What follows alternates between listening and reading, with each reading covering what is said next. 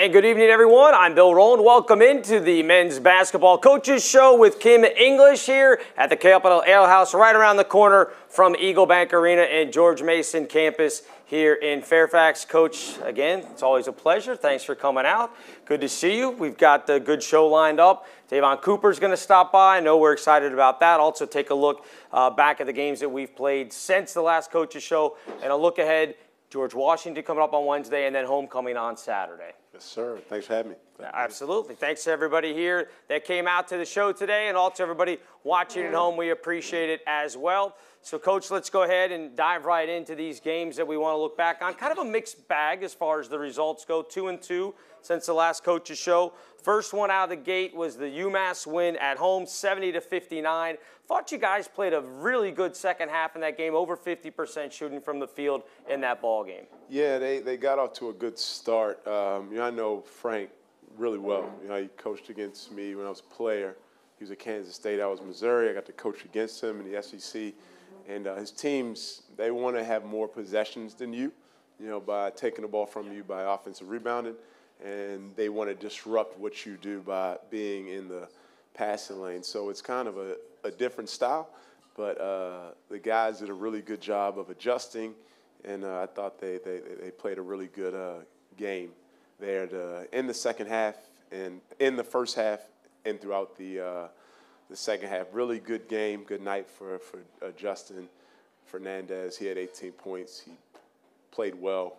Malik has been really good and consistent, giving us some really good minutes. Yeah, Justin Fernandez, career high 18 that game, and DeVon Cooper will be here tonight, a career high 8 assists in that ball game as well. He's done a really good job this season of being able to find guys when he's getting crowded, can't get his shots. He's finding the open man. No, he is. Coop's done everything we asked him to do. He's really done maybe more than he's ever done defensively, for us this season. And I do think it's taken away a bit from his offensive game. When we talked about him coming back for this last year, it was under the gaze of him maybe getting to play some less minutes, getting his minutes down to 25, 26, but he's up to 33. So I haven't lived up to my end of that deal, but he's been great. He's been, he's going to reach over 1,500 points here in one game, hopefully. He'll reach over 1,500 points, over 300 assists. He's just an all-around really good player. Talk about that number, the 1,500 points, and we'll talk to him about. That's a rarefied air for college players. I mean, a lot of guys that are playing at this level in D1, they may get to that point in high school because they're able to dominate guys that maybe aren't as athletic or small or whatever. But to get 1,500 points, even with the extra year that he had with COVID, that's still a remarkable number. Yeah, what it means is, and you see it less and less in our game, is the availability first and foremost. For him to stick to it mentally, the season is long, physically. Everyone's hurt, everyone's, injured. To be available, to be known on the scouting report and still find ways to have success, it's a kudos to Coop. And really expecting a good end to his super senior season. Next, headed out to Loyola of Chicago. A tough one because you guys were able to get to the free throw line a ton in this game and shot it really well, close to 80% on the game, but just never seemed to be able to catch Loyola Chicago in that second half. And again, it was one of those games, kind of like the GW game at home, that I felt like had you gotten it tied or taken a lead, that game ends up in a different result. Yeah, we were right there, and it's, the word traumatic may be a little bit dramatic, but, playing that game without two of our guys, VJ and Ticket are now down, and everyone has to adjust and play a different way, a new style. Playing on the road is difficult everywhere in college basketball, but you're playing against a desperate team. They were 1-8, whatever it was at the time. They're at home, and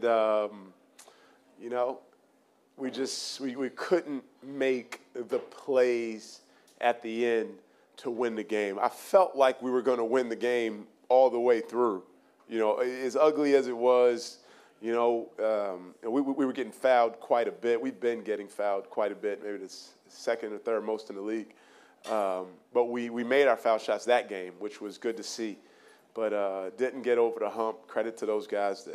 They made plays, and deserved to win. But truthfully, that game was kind of numbing. I was really only thinking about VJ that game. Right.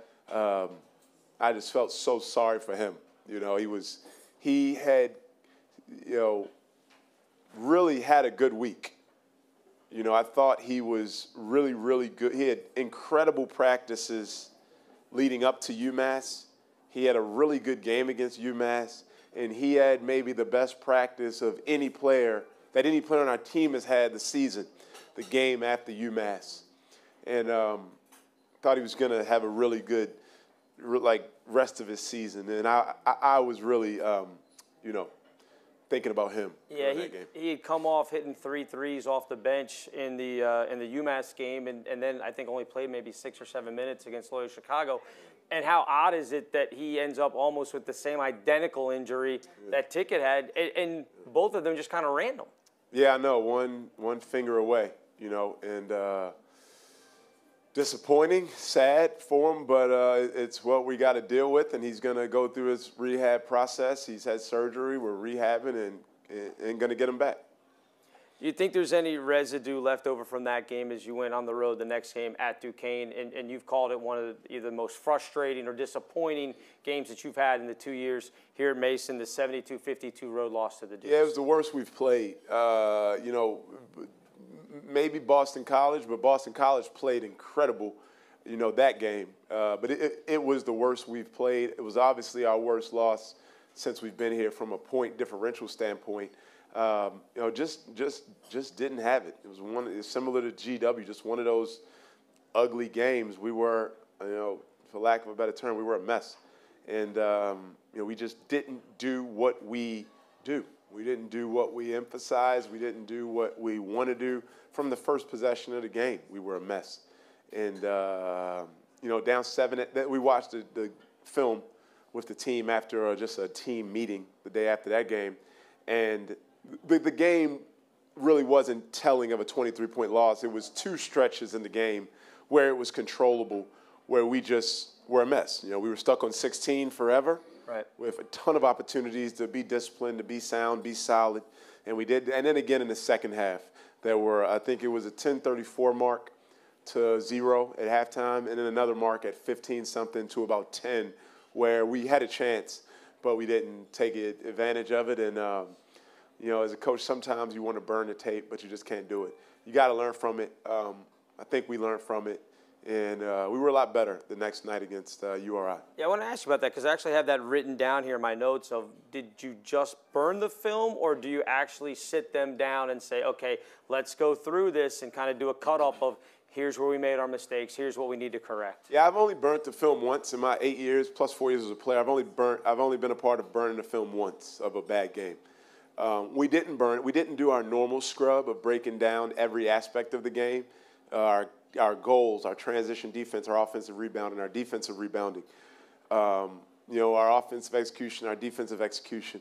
We just took those 2 segments of the game I talked about and watched them with the team and just talked about how we needed to improve as a team beyond basketball and the X's and O's, just from a spirit and passion and enthusiasm standpoint and a communicative standpoint, how we had to improve. And we had a great talk, as good of a talk. Just honestly, me shutting up and listening to the guys talk amongst themselves about the things we need to improve. And I think they've been doing a really good job of that since that meeting. You got a result that you wanted on Saturday, 75-67 win over Rhode Island. And I imagine right from the jump, Archie Miller, head coach of Rhode Island, trying to make it tough on Josh Oduro. But you guys did a good job putting him in spots where they really couldn't come and double him. 12 of 14 from the field, 27 points. In 2 games combined, he scored over 50 against the Rams. Yeah, well, having Ticket back helps. You know, it's the one thing about doubling, but it's another thing to double when we have great shooting space out there. When those other 4 guys are all virtually 40% shooters, it's a little harder to converge down on really good passing Josh. But I thought they started off the game really well. You know, we didn't. You know, we changed some stuff up defensively. We got a group out there that just played hard and played together and with passion and enthusiasm. And Ticket's back in his groove, and he brings we lost a lot with losing Ticket. And, you know, having him back was really good. It's good for everyone on the court, just the space. It's who we've been since we've been here, 4 guards and a big. And it was good to see the turnaround from about the 10-minute mark for the rest of the game. Yeah, Ticket, 15 points, 9 rebounds in the contest. Ronnie Polite, 15 points, 9 assists in the contest. And you guys outscored them in the paint 34-22. And again, to me, watching that game, seeing you get the ball to Josh on the move to the basket, not necessarily sitting him down in the post to throw the ball in and for him to make his move, but pick and rolls to the basket or him facing up from the foul line and being able to drive, thought really, as you talked about, opened up the space for the shooters. Yeah, however he can get it is good. You know, that if it's sitting down back to the basket, that's good. If it's facing up, that's good. If it's on the roll, that's good. Got to get it to him in a lot of ways. We always do. We always have. Move him all over the court, use him all over the court. He's not, you know, it's no real predictable outcome on how we're going to get Josh the ball. Did you watch Super Bowl yesterday? I did. I watched the first half. That was my first NFL game I watched in many of years. So I went up to Baltimore and watched first half with my family, with my dad and some friends, and then I drove back down after the Rihanna show. Was it kind of weird to you say you haven't watched the game in a while? Yeah, no, it was entertaining. It was really entertaining first half, you know, especially offensively. You know, no, it was good. It was good to just watch a game for once in a while. And a good halftime performance too. So yeah, I thought she was for that, so that was good. Yeah, she was incredible. I've been playing Rihanna as I've been driving and from work ever since. Last week while you guys were on the road at Duquesne, LeBron James breaks the NBA all-time scoring record. Did the guys watch that together? Was their reaction? Did they talk about the history of the game? What was their? Because I imagine there are probably a lot of guys that are LeBron fans, and probably very few of them necessarily know about Kareem Abdul-Jabbar and what he meant in the NBA, because clearly he finished playing before a lot of us who were even around. So what was their reaction from that on Tuesday night? Yeah, we talked about it the next morning. And it was yeah, everyone was, you know, it's impressive. It was kind of, you know, some jokes and laughs amongst the team. You know, the guys were saying, you know, he scored 36 points in 3 quarters, you know, but he couldn't just score 3 more to win the game. You know, but no, it's remarkable. I don't think they really understand the significance of it yet, the magnitude of it yet. I think that's a record that will not be broken in our lifetime. It would require, you know, incredible shooting and incredible longevity for that record. I think he'll score over 40,000 points. So, you know, I think when these guys are older, in their 30s, 40s, or 50s, when they think back and that record still stands, to know that we were all in Pittsburgh watching that night was remarkable. I think of it like when I was watching Kobe's last game. Right. You know, when he scored at 60 points, whatever it was, as a moment I'll never forget. Yeah, it is interesting because they'll be the guys probably talking to their sons, nephews, whoever it is, and the argument will be, oh, none of these guys today are as good as LeBron was, kind of the same way that some of their dads probably talk about Jordan or Bird or Magic or maybe even Kareem. Yeah, they better be telling their sons or nephews or nieces or daughters that Michael Jordan was the best. So. All right, I want to jump here. The NCAA Transformation Committee may recommend that the NCAA tournament expands. They've already said that if there are 200 member institutions playing a particular sport, in this case, we're talking about men's basketball, that 25% of those member institutions should qualify for postseason play. You do the quick math, there are over 360 Division I men's basketball teams out there. 25% would be 90. You and I know the easy math makes it 96. The debate that we always have the day after Selection Sunday is the last 4 teams that didn't make it. That's always the great debate. I would imagine debating 69 to 72 much more relatable than debating the teams 97 to 100. But where do you fall on the expansion if you want to I was fine with the NCAA tournament at 64 when I was a player. I was fine when it went to 68. I think it's a great tournament. And I think the reasoning is very legit and valid, that it makes it uniform with the rest of sports that are competing in NCAA sports. And I think if it is 96, I think that's like one more day of games. Right. I think. So I'm not, arguing over more basketball at that time. I think it's a great tournament. I don't see, the downside in adding one more day of games. Do you think it takes away at all this idea that making the tournament is really the ultimate goal and it's so special because it is so hard to do? Well, I mean, college football has done it forever. I mean, with bowl games. Coaches have been getting re-signed because of making a 6-6 bowl forever. And I don't know how many teams get to go to bowl games. But I think advancing in the NCAA tournament is always what culminates a good, successful season. So I'm not, if it's done on the gaze of making it consistent of what else is going on in college athletics, then 25% is the number, 25% is the numbers. But it's not fair to our student athletes, to our basketball student athletes, that 6-6 in a bowl game gets celebrated. And, Dayton last season, who beat, Miami and Kansas and a bunch of really good teams, right, didn't get to participate in the NCAA tournament when they should have, and 25% is 25%. There you go. All right. Going to take a quick time out. We're going to get DeVon Cooper up here to join us. The grad student's going to come up and we'll talk to him. But first, we want to thank our sponsor, the Capital Ale House. Capital Ale House is the official host site for the Mason Basketball Coaches Show with head coach Kim English. Only a mile and a half from Eagle Bank Arena. Capital Ale House has local Virginia-inspired dishes and the largest selection of Virginia brewed craft beer available. With 100 taps, they are Virginia's beer authority in Mason Nation. And we'll be right back with DeVon Cooper.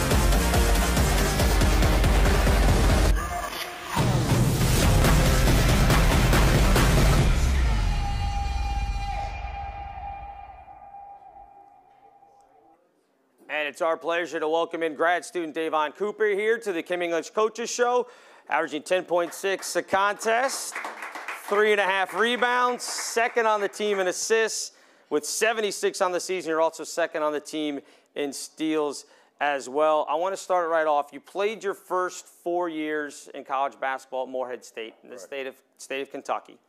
You grew up in Louisville. We all know Kentucky is an absolutely obsessed with basketball. So what was that like growing up in a state where pretty much, I imagine from the time you were a little kid, it was Louisville versus Kentucky or just basketball at large? With me, honestly, I didn't start playing basketball until I moved to Louisville, Kentucky. I'm originally born in Denver, Colorado. I moved to Louisville, Kentucky when I was 7. I mean, and honestly, just the rivalry between Louisville and Kentucky has always been big. So just growing up around that, knowing that, and me being an actual player in Louisville, close to Kentucky, 45 minutes, it's been a big rivalry, and it's been a big thing about basketball. So you moved there when you're 7. Do you remember the first time somebody put a basketball in your hand and you started playing? Because you said you didn't play when you were in Denver as a little kid? No, I didn't. Okay. Football, straight football. But, I mean, I shot like basketball, but I never really played organized basketball. So I do remember I went to a tryout, and I tried out for a team, and after that, I fell in love with it. So when did you stop playing football? Did you play in high school then? High school, middle school. I stopped my 8th grade in middle school. What position were you in? Quarterback. You were a quarterback. Yeah. So did you guys get together as a team or anything and watch the Super Bowl? Yeah, we did. Probably pretty impressed then with both Jalen Hurts and Patrick Mahomes. Yeah. Who were you rooting for? I wanted Philly to win, but we all know how that went. It was a good game, though. Now, what was the divide as far as the team, the guys you were watching it? Was everybody on Philly, or was it divided up? Some guys were with KC? Most people was with Philly. A few of them was with KC. Okay. Now, we know we just talked about Louisville being a big basketball city, but it's also the home to Muhammad Ali, the great boxer, obviously, and so much more in sports and life in general. You were too young, obviously. I was even too young to really see Ali box. But growing up there in Louisville, did his legacy kind of hang over that city? What do you remember about being told about Ali as you grew up in Louisville? Honestly, I really didn't hear a lot growing up. After he passed and everything, that's when a lot of that stuff started to come back and everything with his funeral on the highway. I know he had a big event at Muhammad Ali Center. So growing up, it wasn't really a big thing, honestly, for me. But later on, obviously, you realized what he meant for the city. All right, I'm going to ask you about your apartment situation now. Saquon and Victor Bailey, your two roommates, right? I had that correct? All right. Of the three of you, who's the messiest? Who is everybody always having to pick up after? Who's just coming in after practice and all of a sudden equipment is everywhere, shoes, socks, whatever it is? Who's the messiest out of the three? Put me on the spot. I just want honest answers. Who's the messiest? Who's the messiest? Honestly, our spot honestly stays pretty clean in the living room area. Okay. So everybody keeps a common space pretty well. That's good in case you have visitors, you want stuff lying around. All right. Out of the three of you, who's more likely to cook a meal at home and who's more likely to order takeout because they can't cook at all? Saquon does most of the cooking. And takeout, probably me. Okay. I'd be having a lot of long days, so I don't feel like cooking or anything, so probably me. So when Saquon cooks, is it only for him, or does he cook for everybody in the apartment? Everybody gets a little bit. No, it's just. It's just for him? Yeah. Doesn't seem fair, but all right. All right. Do they think it's weird that you eat tuna straight from the can? You know, honestly, one of my Coach Nate, he put me on the tuna from the can, so I thought it was weird at first, too. Okay. And then he was like, you just got to try it. You just got to try it. And once I tried it, I was like, it's not that bad. So after that, I just kept eating it. But everybody thinks it's weird. But like I said, you can't knock it until you try it. That's true. That's fair. And Coach put you onto it, so it's okay. Do you guys have a common TV in the living room, in the living space? Who's in charge of the remote? I'm sure there's not too many battles because it's probably mostly basketball when you guys get back in the evening stuff. But who's in charge? Honestly, most of the time it's me and Saquon in there. Like, Saquon's probably right watching an NBA game right now, honestly. And when I go back, I'll probably go straight to the couch and watch an NBA game too. So probably between us two, that's all we do is watch the NBA games, college basketball. What was your guys' reaction? We just, Coach English just talked about it. What was your reaction? You heard him talking about LeBron breaking the record. You guys were up there in Duquesne on the road together. Do you remember at the moment what the conversation was like? Yeah, it was me, Devin, and Ticket in my room, and we was watching it. It was just, the crazy thing is how they stopped the game for, like 15 minutes just for LeBron. I mean, it's a good thing that he did that, but that's mainly the main thing we was talking about was how they stopped the game. But I mean, it's something crazy to do. So we was surprised at how they stopped the game. Did you guys have an awareness of Kareem Abdul-Jabbar and how good he was back in his day? Nah, we too young for that. Well, he was retired before you were even born, so I wouldn't expect. But I just didn't know if you guys, basketball players, historians looking back on it and saying, wow, look, this guy was 6-time MVP and all these different things. Yeah, things like that, but I never seen one highlight, though. You've never seen a skyhook? I mean, besides the skyhook. I was going to say, you got to get on YouTube then if you've never seen a skyhook. But outside of that, no highlights. Gotcha. You came to Mason with being a reputation as being a great shooter, but, and we talked about it, you're closing on 1,500 points, which is remarkable, but you've also gone over 300 assists in your career as well. Talk to me about the anatomy of making a great pass. We saw a couple of them on the highlights that we showed on the folks that are watching on YouTube, little pocket passes to Malik Henry for dunks and throwing it into Josh. Talk to me about what goes into the vision that you have to get somebody a good pass and what that feels like. Honestly, I think passing is one of the things that I think I'm best at. It's one thing I love to do. Like, I love getting an assist more than making a three, honestly. It gives me more joy. Like a pass to Malik for a dunk, it gives me more joy.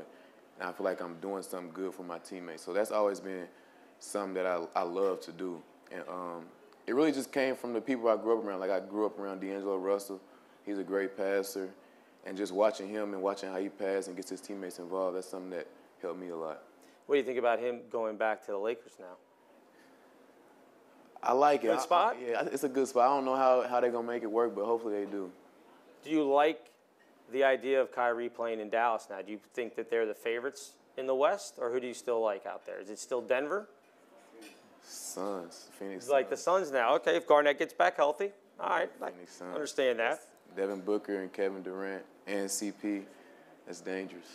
It is going to be that the West is going to be a lot more competitive than the East will be, where I think it's just Milwaukee and Boston and kind of everybody else. You talk about being a great passer, but you have scored nearly 1,500 points. So you've gotten in shooting grooves, 5 threes earlier this year against Rhode Island when you scored 20 up there. You had a few of those last season as well. So what's that like for a shooter when you get in that zone and you feel like you can hit anything and everything that you put up? And obviously it doesn't last for an entire season, but those moments, whether it's in a half, in a game, for a weekend, what does that feel like when you just know, if I get a clean look, this thing's going down?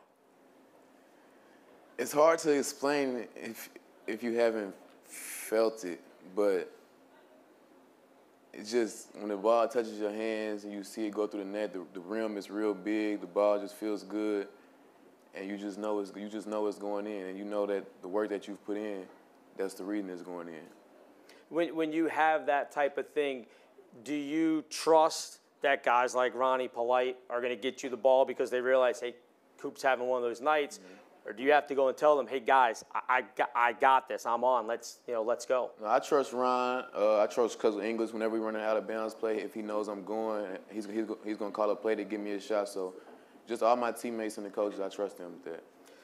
What's obviously the goal after college is to play as long as you can, but eventually everybody has to stop playing basketball professionally. So what is your plan, whether it's 10, 15, however many years down the road? What is it that you are inspired to do after the playing career is over? I wanna stick with basketball. I would like to be a coach, not a head coach, but assistant or something, and really just like help people work on their game, be a trainer. Is that something where you'd want to do it at the college level or even at high school, if you could get into something as far as that goes, or where do you think you would best fit? College level. Whatever opportunity presents itself, honestly. All right. Last thing for you, Coop, and again, appreciate you stopping by here. You guys are in kind of a cluster of A-10 teams that are all right there in the middle of the standings, 5, 6, 7 losses. It's all very close, right around 500. 5 games left in the regular season. What do you think needs to be done for you guys to build some momentum going into the A-10 tournament to get yourself moving up the ladder? You've got a couple games with teams that are right around you, starting with GW on Wednesday. But in your mind, what is it that needs to be done with this team to get that momentum going? Honestly, just us coming together more as a team, and like Coach said, playing with more passion, and just really wanting to have each other's back on the court. And I think we took a big step with that last game against, who did we play? Rhode Island. Rhode Island. Yep. And, they all run together after a while, yeah. And today in practice, I think we had a great day in practice, having a lot of enthusiasm in practice and celebrating each other. So just really just playing with more passion and playing for each other. How is it like having Ticket back? Because he missed the 10 games, and talking to him, the couple games that he missed right before, I mean, you could tell he was ready to get back and just trying to get out there as much as he can. It's got to be nice to have him back, but what kind of energy and enthusiasm has he brought the last couple of games? I love playing with Ticket. He just brings, him crashing the offensive glass, I think gives us a lot of energy, and how hard he plays and him making threes. He just gives us that spark. And with him on the floor, I think we're a way better team defensively and offensively because he can spread the floor.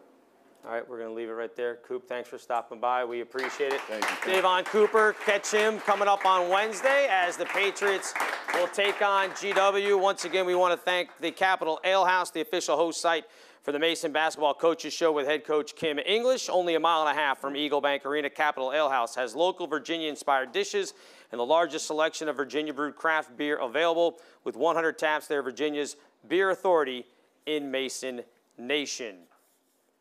Welcome back, head coach Kim English here on the show.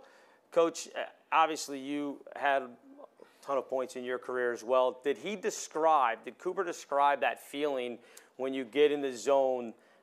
Obviously, you being a great shooter as well, you probably relate to that. Did he give the idea of what it feels like? Yeah, it's the best feeling.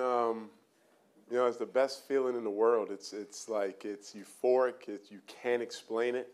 There's nothing better, And as a player, you search for that feeling. You really search for it. You want it, and when you get in it, it's called the flow. When you get in the flow and the basket feels big, like some analytics people don't believe in the hot hand theory. Right. They're wrong.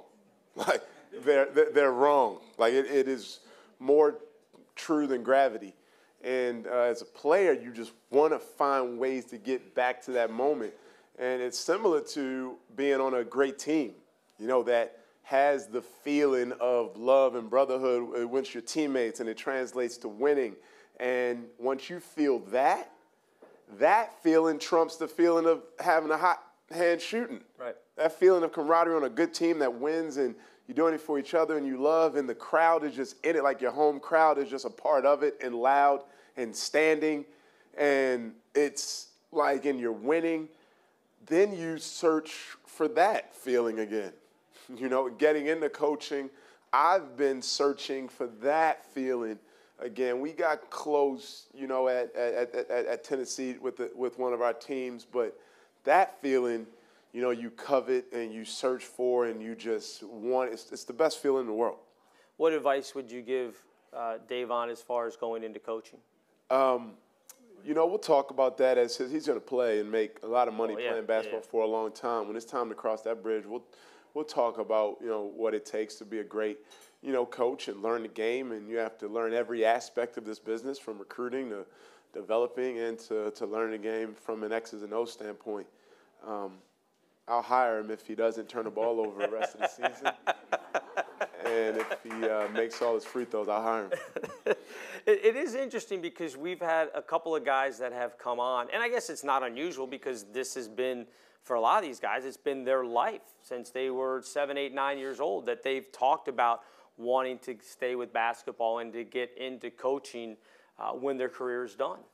Yeah, it's cool to hear, and you will see. I think a lot of young people kind of say that because it is all we've done in the winters since we were 7 years old. Is be on basketball teams. So that first winter without it, I'm sure it's gonna feel weird. I haven't experienced a winter without basketball since I was a child. We'll see after they get older and they make money and they get involved with other things and other ventures if it's still what they want to do.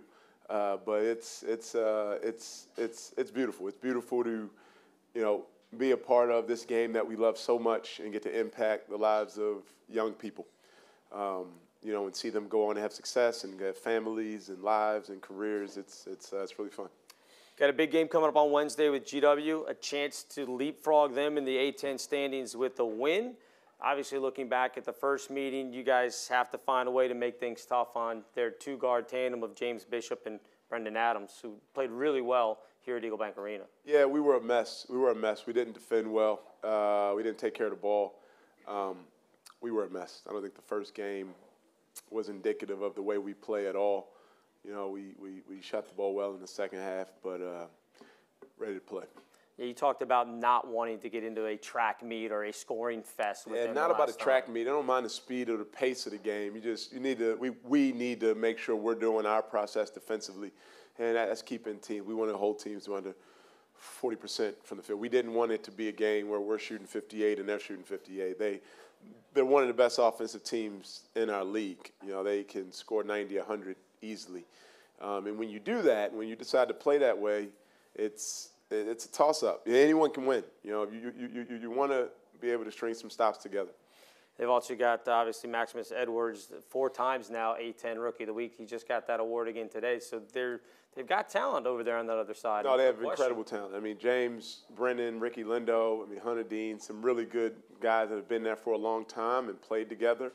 And the kid Edwards, the transfer from Kansas State, is a really good young talent, and he's a redshirt a freshman. So he's been in college, he's been through it, he's experienced it, and no, he's a really talented team. Talking to Coop about it, but I'll ask you the same thing. So many teams just jumbled right there in the middle of the standings in the A-10. A lot of opportunities here in these last 5 games to move up in the standings. You've got games like against GW coming up on Wednesday. Teams that are ahead of you in the standings. Obviously, frustrated with a couple of games that one bounce here or there goes differently. You would be higher up in the standings, but you have the opportunity to kind of control where you end up. Yeah, you are what your record says you are. Frustrating. We lost games like at St. Louis, St. Joe's, GW, some of the at Bonnie's, some of the frustrating close possession games that we lost. But it doesn't matter about the log jam. It just matters. There's 5 games, right? And there were 6 before the other day. There's 1 game to play on Wednesday at 7, and then there's 1 game to play Saturday at 4. And it's the focus on 1 game at a time. The log jam, the standings, the tiebreakers, all that stuff takes care of itself. It's like I said, Duquesne was picked to finish 15th in our league.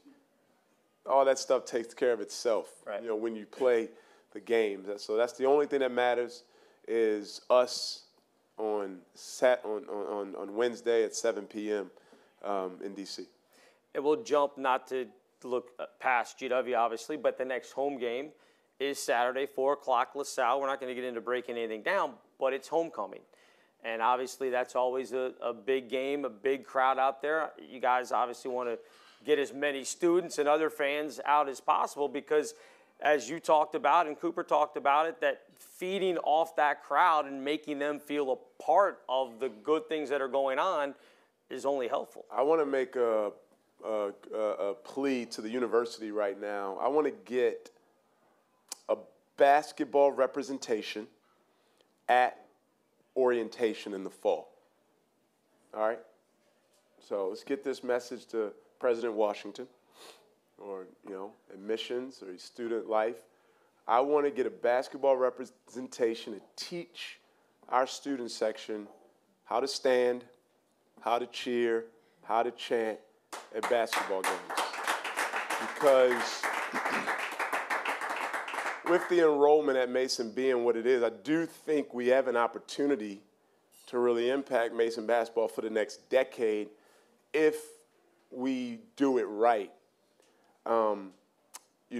And when it's right, our home crowd is incredible. I know we're talking to game day operations, how we can make game day better and better and better. But, if we're the largest public university in the Commonwealth of Virginia, we should be feeling it at home games. We play pretty well at home. We could really have, the best atmosphere in our league. Next orientation, fall 2023, like basketball representation, to give us 15 minutes with the next freshman class. Can we get that done?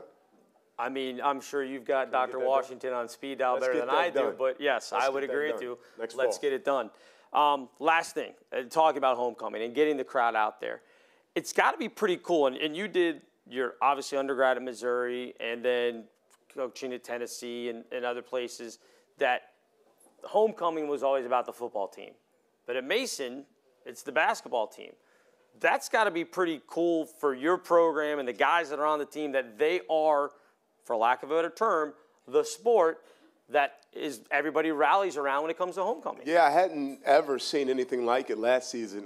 Too bad we didn't play well, the VCU game last year. But the pregame, the tailgating, the atmosphere in the parking lot, the energy in the arena that day was incredible. It was palpable. The buzz was really, really, really good. So obviously we got to take care of Wednesday, and if we can take care of Wednesday, it just makes Saturday that much better. But I'm really excited to see a full Eagle Bank Arena.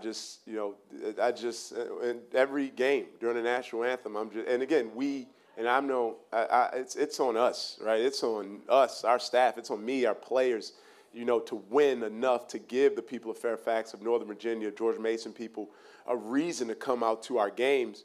But we are building it. We are getting there. But I look up and I see you know, the high seats, the empty seats. And I think about right now what it's going to feel like when every game, you know, it's filled. And homecoming last year was our biggest crowd, I believe. And hopefully we can do that again this Saturday at 4. And we will look forward to that, Coach. Thank you. As always, we appreciate you coming out and doing the Coaches Show. Good luck on Wednesday against GW. And, yes, of course, we will talk about it. Tickets coming up for homecoming this week. LaSalle on Saturday, 4 p.m. for the program's annual homecoming game. Lower-level tickets start at just $10, so come on out and see the Patriots as they take on LaSalle. And once again, we'd like to thank Capitol Ale House, the official host site for the Mason Basketball Coaches Show with head coach Kim English. Only a mile and a half from Eagle Bank Arena, Capitol Ale House has local Virginia-inspired dishes and the largest selection of Virginia-brewed craft beer available with 100 taps. They're Virginia's beer authority in Mason Nation. Again, thanks to everybody coming out here at the Capitol Ale House, everybody watching at home. We will see you Saturday, 4 o'clock at Eagle Bank Arena.